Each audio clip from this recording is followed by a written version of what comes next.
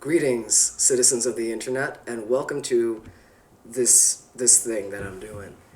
And welcome to my hat, which is my favorite thing that has happened to me in recent times. Ferdinand. So that's this hat. And today, I want to talk about influencer culture, social media marketing, and the Influencer-to-Shill pipeline. So, if you're not familiar with the term shill, it is originally a gambling term used, or it's a term for a type of con artist who works with the original con artist and acts as an enthusiastic and very satisfied customer to advertise or to convince the targets to invest or fork over the money that they're going to lose. Started by creating a platform and just posting shit on that platform. Anyway, so we all start with, usually people just post whatever they want. You know, like the first YouTube video that I made that I haven't deleted is a ukulele tutorial. It's how to play Creep by Radiohead on the ukulele, and it was not instructive. It wasn't a great video. And like, that was why I created the channel, was to post some original songs. Yeah. Unfortunately, if you create your channel, that's because there are influencers on that channel who you really admire, who are very popular. And no matter how initially successful you are, the people that you follow might have started out with the same numbers, but now they make their likes and their engagement and their fan base makes it look like small potatoes, what you have and what you generate. And so, like, because this feels unacceptable, and you really, like, we all want to be liked. We all want to put something out there and have people talk about it in a positive way. And most of us want to be famous to a certain degree. So,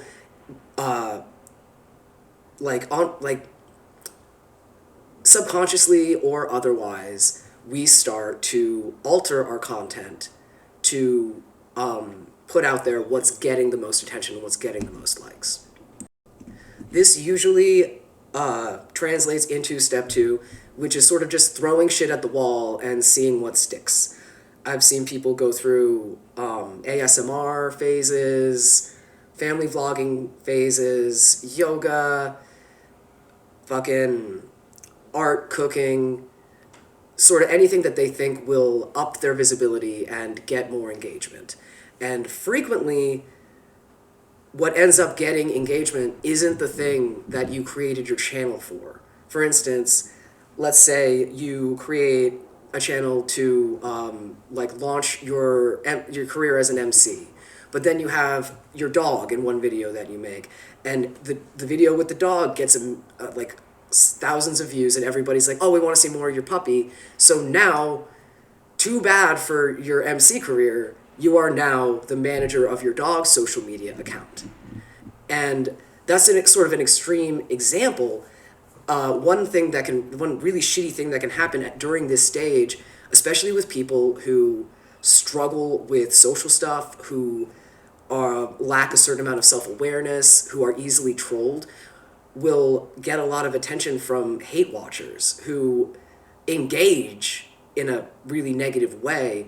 But because any engagement is better than no engagement, that's just like how abuse and neglect works. Like, ignoring somebody is more damaging than abusing somebody in the long run. So to get that engagement, some people will start to create content that makes them look bad, or that doing the thing that people are criticizing to get more engagement. And that can go really, really, really, really poorly, i.e. Chris Chan. I'm not going to go into that.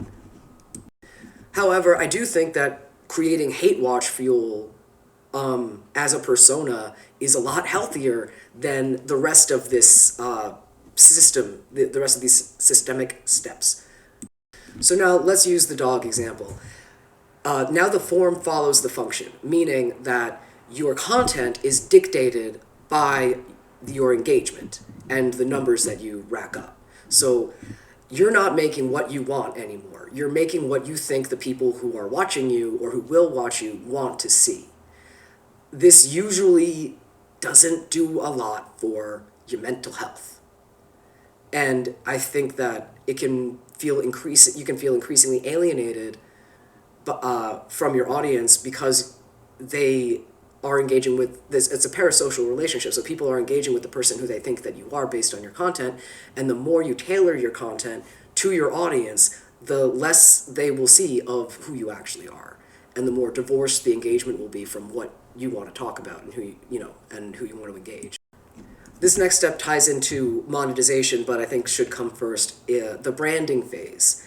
Let's say you have figured out what's gonna get you the views and the likes and the engagement, and that's your dog Skipper. And Skipper the Boston Terrier has 1 million fans and like several 100,000 followers and all these likes and shit like that. And so your brand is pet content. Your platform brand is pet content about a specific dog, and people can get even more specialized. But the thing about branding, I think about branding the way, and the creating a successful brand is its own algorithm, because like you need to grab people's attention really fast. You need to convey who you are or what your channel is and is about quickly and in a way that is easily absorbed by other people. You definitely need to avoid anything that might put potential viewers off, which sort of really limits the kind of thing you want to talk about. Where this leads into monetization is you aren't just trying to communicate your brand to your audience. You have to communicate your brand to potential sponsors and people who want to use your channel for advertising, which leads into the step 5, monetization.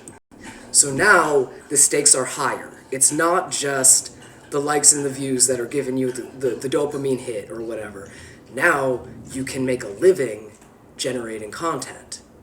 Has led into monetize. Now I'm going to monetize my account, and as long as I get enough followers and enough ad revenue, then I can pay my bills. And people who are already very popular now can have have more motivation to create content. However, now you're not just you're creating content for your audience, but your audience isn't paying your bills. That's what Patreon does. While the views and the likes do make you more visible in the algorithm, what really pays your bills are your sponsors and the companies that use your channel to advertise. You get ad revenue from the people who are advertising on your channel and from products that are sponsoring you. So the more ads that you host, the more sponsorships you accept, the more visible you are to the holy algorithm and the more money you make. This can further divorce you from your original audience. So to use our example with the dog social media profile, now probably companies that make pet products are going to want to advertise on your channel and are going to sponsor you. So you're going to have to start, in order to be paid for this sponsorship, you're going to have to talk about the product or the company that is sponsoring you. At best, this is just like, hey, I gotta pay my bills, I gotta say this, and then you get the ad that is sort of half-hearted, and you can, or even some people even say, this portion of the video is sponsored by this, which sort of excuses you from the shill aspect of it, because you're sort of admitting that this is part of, this is what you have to do in order to get paid. The other end of it, though, is the people who try to seamlessly integrate the products that they're being sponsored by into their content. So for Skipper, the Boston Terrier, is going to start being in a lot of videos where, oh, look, this toy is so great, she likes it so much, and this toy is called this, made by this company, and if you use my special code, then you get 20% off, which also, giving, hello, pupper, speaking of pet content, if they get, if the content creator gives you a code that you then enter for the product, they get paid more, because now the company can track how much traffic you're diverting to them based on who enters the code. The even darker side to this is not only can you monetize your content, but your content can be demonetized. This is where most of the content creators who I follow end up in trouble. Because I follow a lot of true crime content.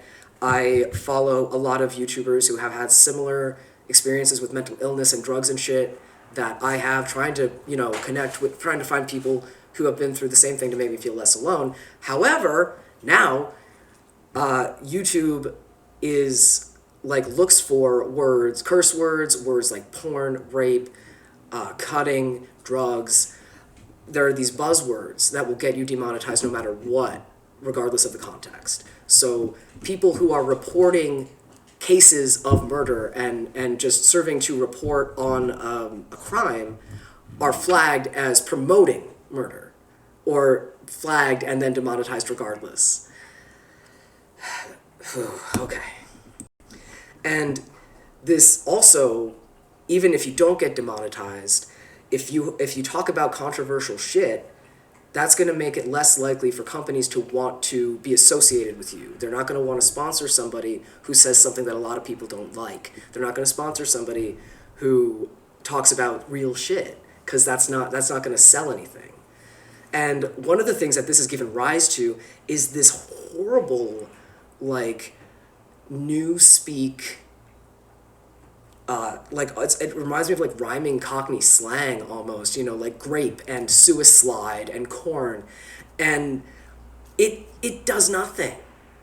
It's not sanitizing it at all. It's just YouTube. It's just your YouTube and your sponsors controlling what you say and controlling what content you post.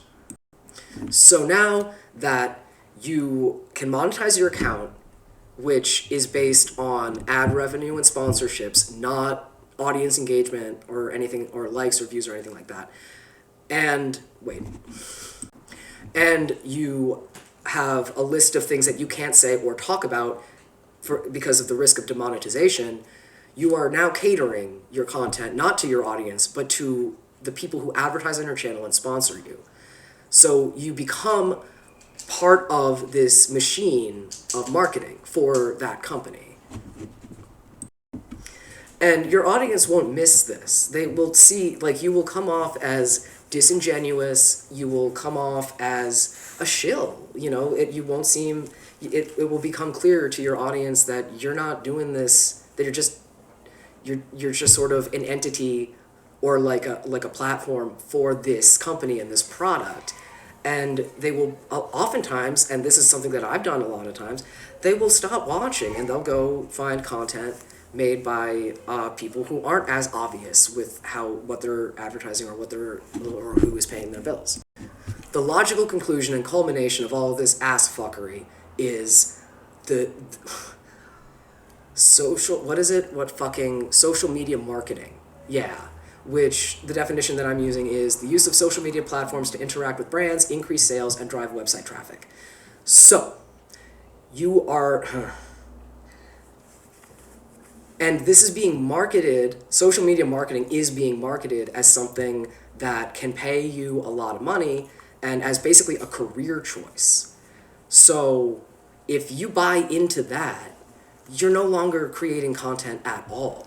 You are just advertising products for companies that pay you to advertise their products. So now that you're no longer creating content, you don't have an audience anymore, because now your videos are being used as ads by these companies in other videos to generate ad revenue to those videos and that company. You don't get a dime of it. So essentially, that's basically the end of it. My dog needs a walk. But let's have an example. You have a pet vlog now that you did not intend to have.